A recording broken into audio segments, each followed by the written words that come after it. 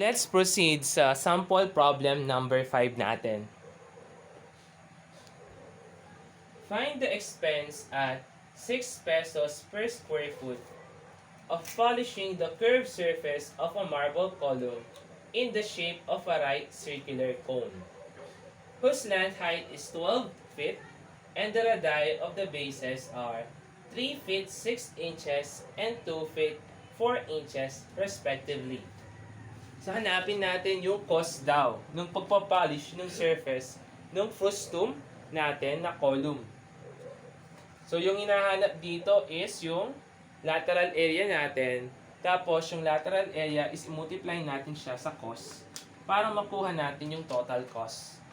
So, sinabi sa problem natin, yung cost daw ng material natin is 6 pesos per square foot. Tapos, yung slant height is equal to 12 feet. The upper radius is 2 feet and 4 inches. Yung sa baba naman is 3 feet and 6 inches. So, una, siyempre, gagawin natin sa problem na to is hanapin natin yung lateral area, tapos ipag-multiply natin siya sa cost. Kasi yung ipapolish lang naman sa column natin is yung nakatayong area niya. So, hanapin muna natin yung lateral area. So, bago natin hanapin yan, kailangan i-convert muna natin yung mga properties ng ating frustum into feet.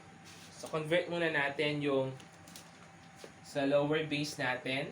So, 3 feet plus 6 divide natin by 12. Convert natin from inches to feet.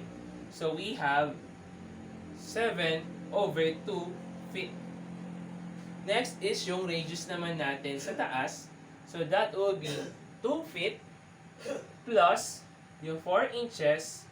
I-convert natin into feet. So, that will be equal to 7 over 3 feet. Ngayon, remembering yung formula natin for lateral area. Lateral area is equal to circumference 1 over plus circumference 2 all over 2 multiplied by the slant height. Or the average of the circumference of the bases divided by the slant height. So, C1. So, C1, referring to the, at sabihin natin, ito yung section 1 and section 2 natin. So, C1 is equal to 2 pi R. So, yung R natin dito is 7 over 2 feet. So, that will be equal to 7 pi feet. So, let's solve naman sa C2 natin. 2 pi multiplied by R. So, yung R natin is 7 over 3. So, that will be equal to 14 pi over 3 feet. So, let's solve for the lateral area. So, substitute lang natin. Yung C1 natin is 7 pi plus 14 pi over 3. Divide natin by 2 multiplied by the slant height na 12. So, the value of our lateral area is now equal to 70 pi feet squared. Para mahanap natin yung total cost, i-multiply natin yung value, yung 6 pesos per feet squared dun sa lateral area natin na 70 pi feet squared. So, makakancel si feet squared. Total cost is now equal to 1,319.47 pesos. So, this will be our answer. So, let's proceed to our last problem. Sample problem number 6. The frustum of a right circular cone has a slant height of 9 feet and the radii of bases are 5 feet and 7 feet. Find the lateral area and the total area. So, sulat muna natin yung mga given. So, yung slant height daw is 9 feet. The radii are 7 feet and 5 feet respectively. So, yung hahanapin daw natin is the lateral area, the area total, find the altitude of the cone that was removed to leave this frustum. So, sabihin natin that will be our h sub c. So, eto yon yung maaalis sa frustum natin, h sub c. And what is the altitude of the frustum? Sabihin natin that eto naman yung h sub f natin. So, hahanapin is 4, latitude, yung palang lateral area, a sub t, height ng frustum, tsaka height ng cone natin. So, let's solve first for the lateral area. So, paulit-ulit na lang, let's use the general formula na lang.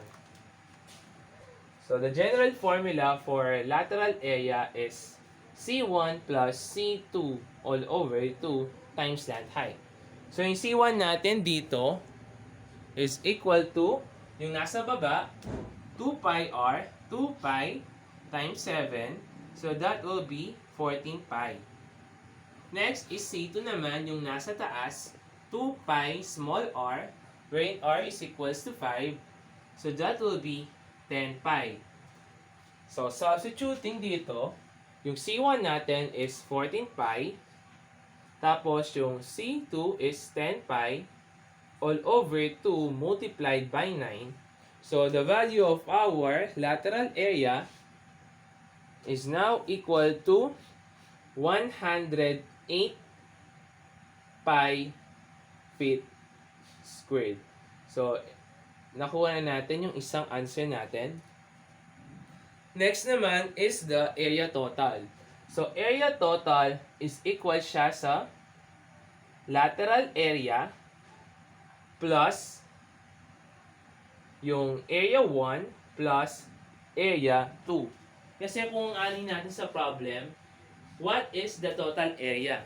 So, ibig sabihin yung total surface area. So, i-include natin yung area ng mga bases natin. So, area 1 is equal to pi r squared. So, pi multiplied by 7 squared. So, that will be 49 pi. So, a sub 2 is equal to 5 multiplied by the small r, which is 5 squared. So, that will be 25 pi. So, para makuha natin yung total surface area, denoted by a sub t, so 108, yung nakapalibot dun sa frustum natin, pi, plus area 1, which is 49 pi, plus area 2, which is 25 pi. So, the value of our total surface area is 182 pi feet squared. So, eto na yung isa sa mga answer natin. Next is, hanapin naman natin yung okay na yung lateral area, total surface area. Hanapin natin si h sub f. So, para mahanap natin si h sub f, kailangan malaman natin or i-project muna natin yung upper base natin dun sa lower base. So, kung ipo-project ko yan,